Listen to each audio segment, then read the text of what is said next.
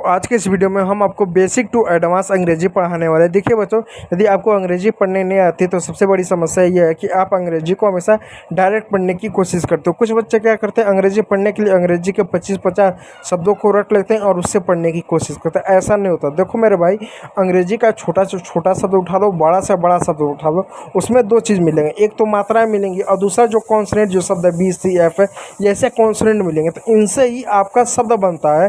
तो सबसे पहले आप मात्राओं को पढ़ो, मात्राओं के नियम को पढ़ो और बार बार लगातार आप प्रैक्टिस करोगे। जब तक आप प्रैक्टिस नहीं करोगे तब तक आपको अंग्रेजी पढ़ने नहीं आएगी। तो आज के इस वीडियो में मात्राओं के साथ बेसिक टू एडवांस अंग्रेजी पढ़ाने वाले हैं। और वीडियो अगर अच्छा लगे तो लाइक जरूर कीजिएगा, चैनल पर नया है तो सब्सक्राइब कर लीजिएगा। चलिए क्लास को स्टार्ट करते हैं। Let start the video. चलिए क्लास को स्टार्ट करते हैं और आज के इस वीडियो में हम जो है अंग्रेजी पढ़ना सीखने वाले हैं।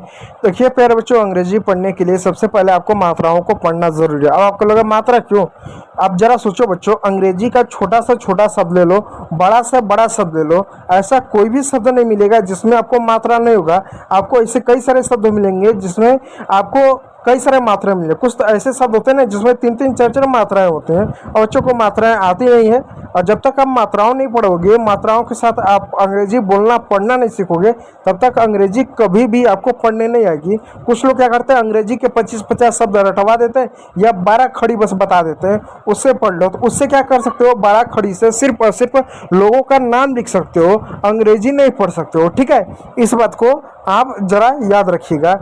तो चलिए, अंग्रेजी में टोटल जो होते हैं 5 मात्रा होती हैं। कौन कौन सी, ए ई आई ओ यू, ये आपको मालूम है। और उसके बाद जो बच्चे कुछ है, जो 21 अल्फ़ाबेट, जो 21 अक्षर होते हैं, जो वर्णमाला जो 21 आपके बच जाते हैं, वो आपके व्यंजक यानी कॉन्सोनेंट कहलाते हैं। अब जरा यहाँ पर ध्यान दीजिएगा, हिंदी की तरह स्वर और कॉन्सोनेंट अलग अलग नहीं होते। हिंदी तो पढ़ोगे, चलो एक किनारा अ से लेकर अ तक आपका मात्रा दे दिया गया, फिर नीचे व्यंजक हो जाएगा। अंग्रेजी में नहीं आता, अंग्रेजी में सब मिक्स होता है। ठीक है, तो चलो स्टार्ट करते हैं। लेकिन उससे पहले आपका जो भी नाम होगा, प्यारा जो भी नाम होगा, प्यारा सा, उसको कमेंट बॉक्स में कमेंट कीजिए। सब लोग अपना नाम कमेंट करते हैं, आप भी अपना नाम कमेंट कीजिएगा। ठीक है प्यारे बच्चों, और बताइएगा क्या आपका नाम इन 5 मात्राओं में से आता है क्या किसी से? जैसे मेरा नाम ओ से आता है, आपका नाम आता है क्या? तो चलिए, आज के इस वीडियो में हम जो है अंग्रेजी की एक ही मात्रा को पढ़ने वाले हैं। अब आप कहोगे एक ही मात्रा क्यों पढ़े? एक ही मात्रा को तो हम आ पढ़ते हैं। नहीं बच्चों, हम ए को ना सिर्फ आ नहीं पढ़ते हैं।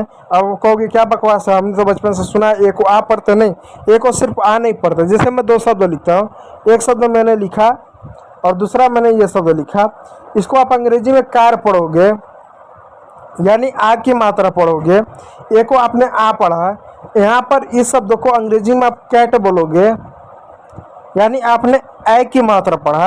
अब अपने आप से सवाल पूछो, ए यहाँ भी है, ए यहाँ पर भी है, ए यहाँ पर भी है, तो ए को यहाँ पर आपने आ पढ़ा तभी तो कार हुआ।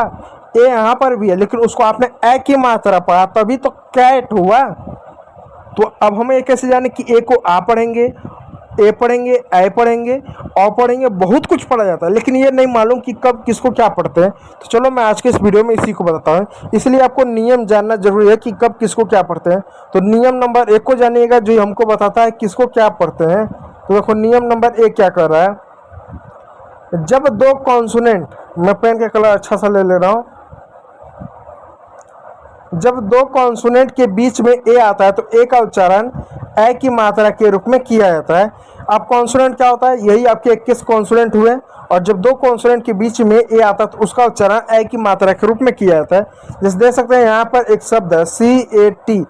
अब हमको नहीं मालूम इसको क्या पढ़ते हैं, लेकिन हमको नियम मालूम है कि 2 कॉन्सोनेंट के बीच में ए आना चाहिए। क्या सी कॉन्सोनेंट है? हाँ, सी कॉन्सोनेंट है। क्या टी कॉन्सोनेंट? हाँ, टी भी कॉन्सोनेंट है। उसके बीच में आया तो ए का उच्चारण वो करेंगे। कैसे करेंगे? देखो, सी को हिंदी में हम क पढ़ते हैं, टी को हिंदी में ट पढ़ते हैं।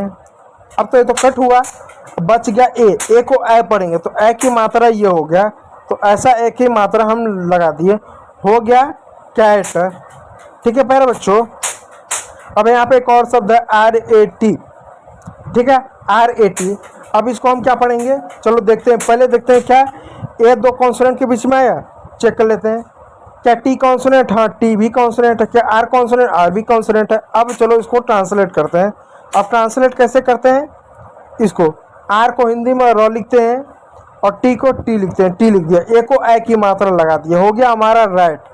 ठीक उसी प्रकार MAN, अब इसको क्या पढ़ेंगे आप कमेंट बॉक्स में कमेंट करके बताओ इसको हम क्या पढ़ेंगे। इसको सबसे पहले देखो मात्रा किसका आया, क्या एक ही मात्रा आया, क्या ये दो कॉन्सोनेंट के बीच में आया, तो M को म लिखेंगे, N को न लिखेंगे और एक ही मात्रा मैन हो गया आपका। अब बहुत सारे बच्चे सवाल पूछते हैं जब ऐसा है मैन हुआ, कैट हुआ, रैट हुआ, तो CAR कार कैसे हो गया, ये भी तो दो कॉन्सोनेंट के बीच में आया।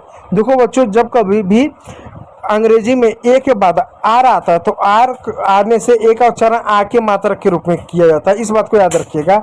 इसको ना मैं आपको बाद में कभी पढ़ाऊंगा, इसको मैं आपको दूसरे वीडियो में पढ़ाऊंगा पार्ट 2 में कि CAR, इसको हमने कार क्यों पढ़ा, STAR हमने इसको स्टार क्यों पढ़ा, इसको मैं दूसरे वीडियो में बताऊंगा पार्ट 2, आपको उसको देखना पड़ेगा।